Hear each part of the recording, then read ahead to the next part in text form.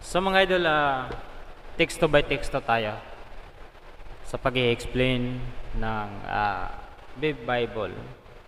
Alam ko hindi paborito ng karamihan ang mga nakasulat sa Bible, lalo na kasi ayaw nila na magkaroon sila ng kaalaman tungkol sa Biblia. Pero kahit ganon, magbabahagi pa rin ako kasi alam ko na kahit papaano meron pa rin nagkaka-interest ng Biblia.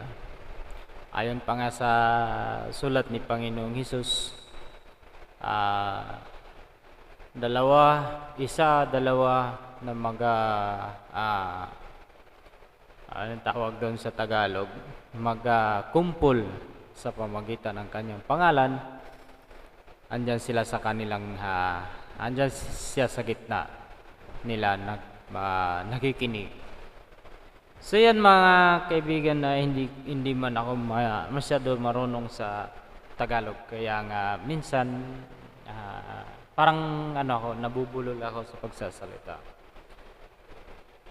So ngayon mga kaibigan, teksto by teksto tayo. Andito tayo ngayon sa ika-8 bersikulo ng 3 kabanata ng Genesis. Sinabi ng Panginoong Diyos dito, ito ay nabibilang pa sa nagkasala ang tao. Narinig nila ang tinig ng Panginoong Diyos na lumalakad sa halamanan sa malamig na bahagi ng maghapon. Nagtago ang lalaki at ang kanyang asawa sa Panginoong Diyos sa mga punong kahoy. Saan ba yan?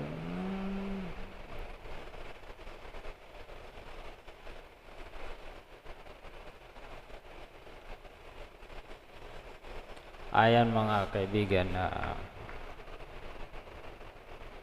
punong kahoy sa halamanan. So, nung nabuksan na ang kanilang kaalaman, nung nalaman na nila ay sila pala ay mga hubad,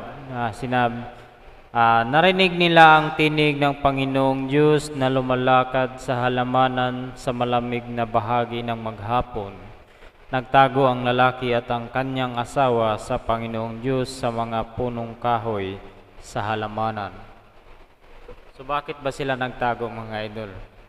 Sa pananaw ko, siyempre ang tao pa nagkasala dahil gumawa ng kalokohan, natural magtatago talaga yan. Kaya nga mahirap makagawa ng hindi maganda, mahirap gumawa ng kasalanan. Bakit? Maliban sa magkakasala sa Panginoon, dito sa mundong ibabaw wala tayong maayos na buhay. Parang naglalakad na may kinakatakutan, lingon ka ng lingon, baka mayroong sumusunod sa'yo, parang ganon. Siyempre tingnan mo yung nangyari, dahil sa nakagawa sila ng hindi maganda, ayon, nagtago sila. Pero ang rason, dahil daw sila ay mga hubad. O hindi naman nila malalaman na sila ay hubad kung hindi sila gumawa ng kalukuhan, sapagkat hindi na malalaman ang kaibahan ng pagiging mabuti at masama. Yan lang mga kaibigan, kung gugustuhin nyo na matutunan ang sa inyong sarili mismo, ilalagay ko ang teksto mga kaibigan.